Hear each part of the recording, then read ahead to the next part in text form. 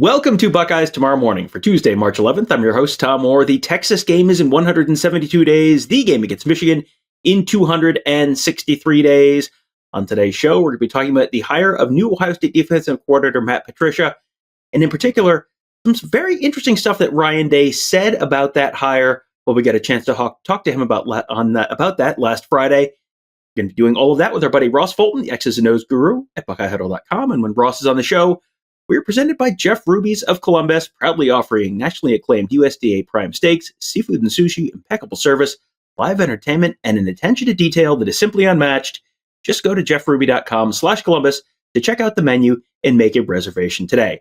All right, before we get to Ross, I'm just going to play the full clip from Ryan Day. It's a couple minutes long, but he talks about a whole bunch of different stuff. And what Ross and I are going to do, we're going to kind of work our way from back to front on this. So the last stuff he talks about on this is going to be the first stuff we talk about. But we're going to be talking about a bunch of different stuff that he gives, all in this same answer. There was a ton of interesting stuff. So here you go. Here is Ryan Day. You can tell that we were very thorough in how we went about the process. It took some time. One of the things that, people ask me all the time, like, what are the biggest learning lessons every year that you learn as a head coach? And one of them is to make sure that, you're thorough in your hiring process, that you bring in, the right fit. And I felt like Matt was that guy for a lot of reasons. I think the first one is his experience, coaching 19 years in the NFL. He's coached in 6 Super Bowls, has 3 Super Bowl rings. It was important. So the experience speaks for itself. I think, he's one of the best, minds in the game. But also, pairing him with Tim Walton as a co-coordinator, pairing him with Larry Johnson, Matt Guerrieri, James Laurinaitis. That was important to have continuity. When you interview certain coordinators, they have an idea of what they want to do. They want to come in and run their style of defense. They want to, bring in their own guys. So that was the first thing. The second thing, and so part of that was having somebody that was willing to work with the guys that were in the room. That was very important. And I just want to make sure that I, really praise the guys in that room. And, having Tim Walton as a co-coordinator there is a huge part of our defense. And he was this year, and so was Matt, and so was Larry and all those guys. But, I think Matt and Tim working together as the coordinators is going to be critical. I think that we need to continually look at how we have to evolve with our defense. And Matt brings a different approach to the game in terms of he's run different styles of fronts in the past. He's been multiple in what he's done. And I think when you look at his defenses, they've always utilized their players. And I think we've talked about that a lot, especially on offense. How do we put our players in the best position to be successful? I also, studied how Nick Saban went on his run and he brought in different offensive coordinators. You think about that run, it was Lane Kiffin, it was Sarkisian, it was Daboll, it was Mike Loxley, it was Bill O'Brien, a lot of different coaches, but, they kept a lot of the defense intact. And we want to make sure that our identity of what we do on defense stays intact as we have movement on our staff. So, all those things led me down this road of Matt, who even in a short period of time, has already worked hard on building relationships with the staff, with the players, and his experience is going to have credibility the minute he walks in that room of the guys that he's coached, the teams, and his experience on the field. And now that we're playing in a longer season, understanding, how that goes and playing in the playoffs, I think all those were reasons that we ended up with Matt. All right. So, Ross, let's sort of work from back to front on this answer, because there's a lot of interesting stuff in here. Let's start with the element of the Nick Saban. What Ryan Day learned from Nick Saban. That's a good person to learn something from, and how he hired offensive coordinators, but sort of they kept some sort of the bigger picture stuff intact and really, sort of maintained their identity on offense, because Saban, of course, a defensive-minded guy. So the offense is not the side of the ball he's kind of keeping his focus on. Sort of the reverse here for Ryan Day, who's an offensive guy, talking about the defense and the defensive identity. Yeah, I think there's like 5 different points there, but I think a couple of them are interrelated, and namely this one with keeping the rest of the staff there. And so this is the part of the answer that really jumped out to me when I heard it. I think, in fact, maybe alluded to this concept when we discussed Matt Patricia being hired in terms of, analogizing it to this Nick Saban on the offensive side of the football. And, to me, it stood out as like, we're going to keep, I think, the overall structure of the defense intact.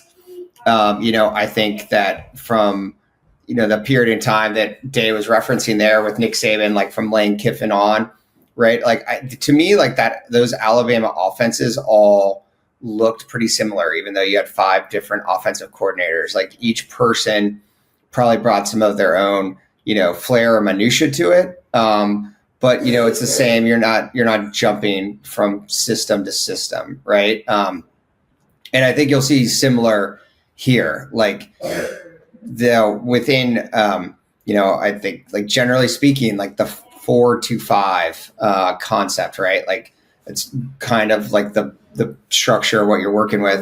And again, like I think that there's room for, some Matt Patricia putting his own stamp on things in it. And also like the fact that Jim Knowles, like by the end of the 3 years here, had run a lot of different stuff, particularly in the back end. Like we talked about, like, every different coverage you can think of, they ran it at some point. So there's a lot there to choose from. And like you're going to feature, what you feature isn't just dependent on who the coordinator is. It's, who your personnel is. And like both Matt Patricia and Ryan Day talked about that.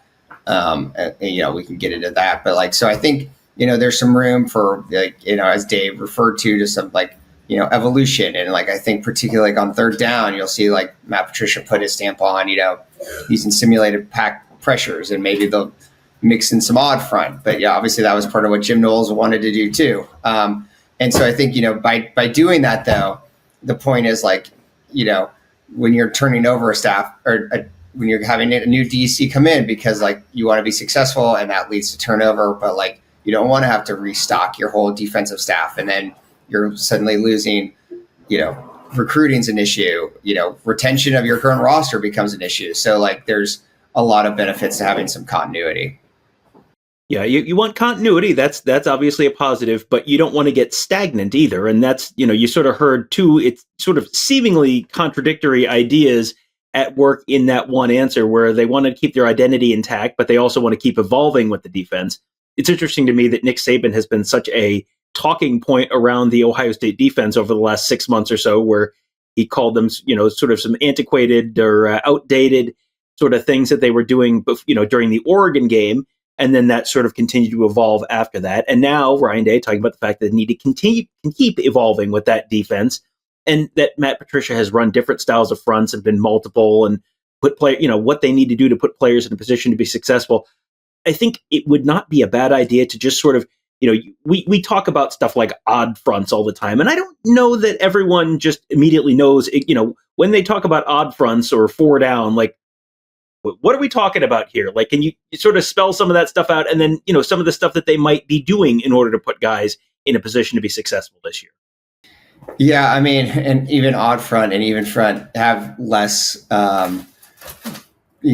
less impact, I guess, as a terminology than they did even a few years ago, because like, it really depends how you're gapping things out up front. Like, are you doing eight man spacing where you are, like we talked about, like Larry Johnson's traditionally done, like every person has one gap, right? And that's like your traditional 4 down.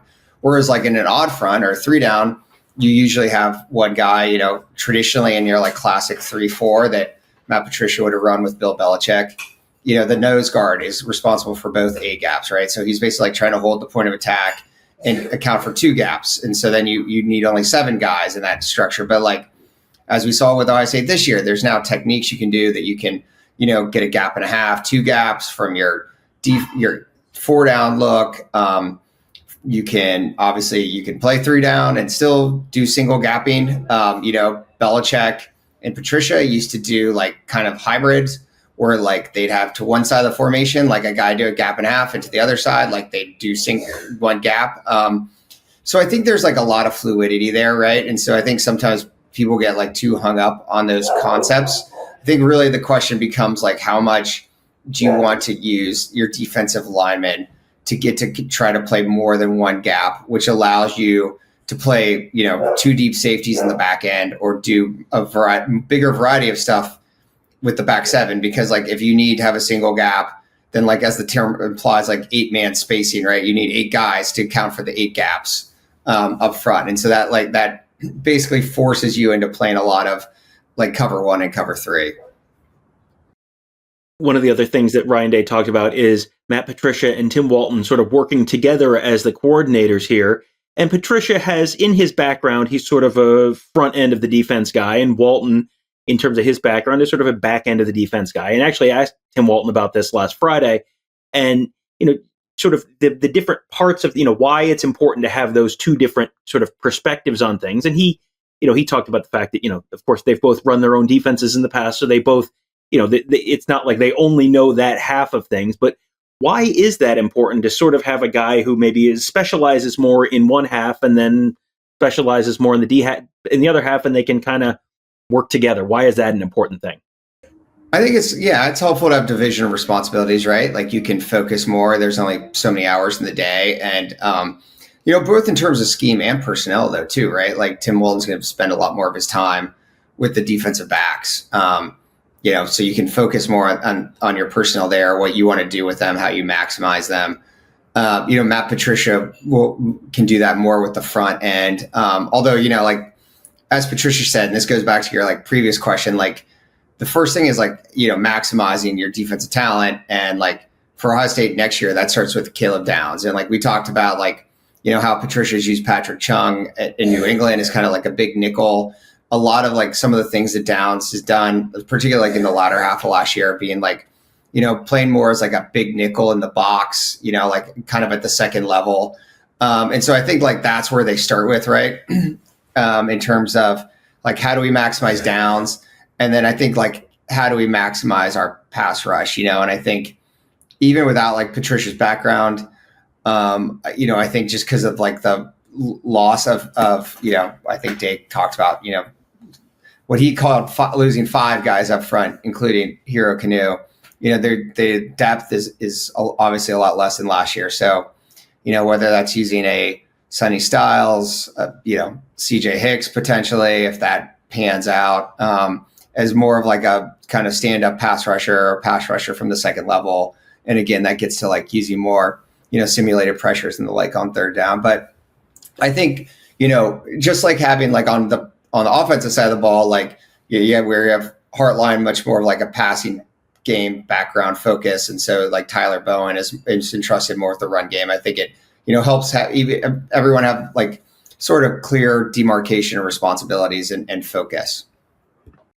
And then the last thing I wanted to ask you about was continuity. And this was the first thing that Day talked about. It's the last thing we're talking about, but the first thing he brought up, which I thought was kind of interesting, the fact that Patricia was willing to come in and not just sort of bring in his own guys. Like this is probably a little bit of a if it ain't broke, don't fix it situation, where you're coming off of an incredible defensive season and a national championship. So you're not really looking to do a total tear it down to the studs by any means. But the importance of the fact that he was willing to work with the guys who are already there. Now, you look at that and it all makes sense. And then I also look at that and I go, well, you go back to Kerry Combs taking over the defense, and Ryan Day wanted him to run what Ryan Day wanted him to run in 2020, and Kerry Combs didn't really have a lot of experience in that. So I think that might be something that you're asking someone to, I think people may look at that and go, you're asking someone to do something and work with people he doesn't know and all that kind of stuff. Is that going to be a problem? Is that going to be a problem, or is that going to be something where you're kind of, because you're working in a system with people who have worked in that system before, you're going to have that continuity is going to sort of hold everything together?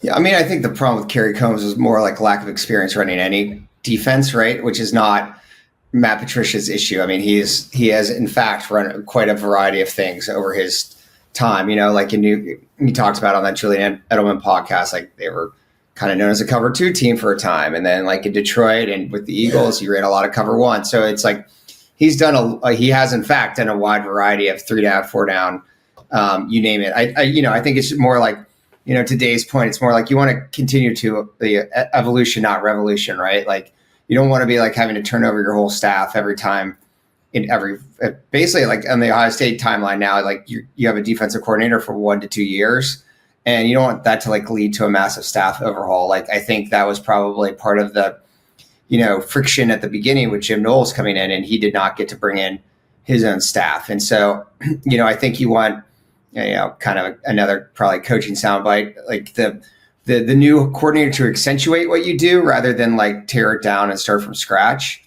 And so, I think that'll be their goal, obviously. And that, it should help the players not have to learn a whole new system all the time. I mean, that was akin to Chip Kelly last year. Like, he picked up Ohio State's terminology rather than using his own.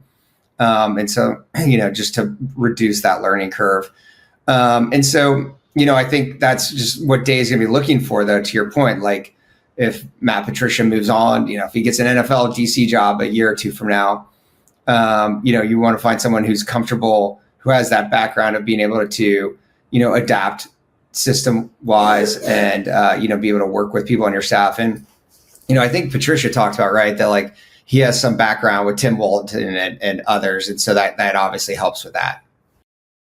Yeah, Patricia and Matt and Tim Walton actually worked together at Syracuse back in, I think, 2003.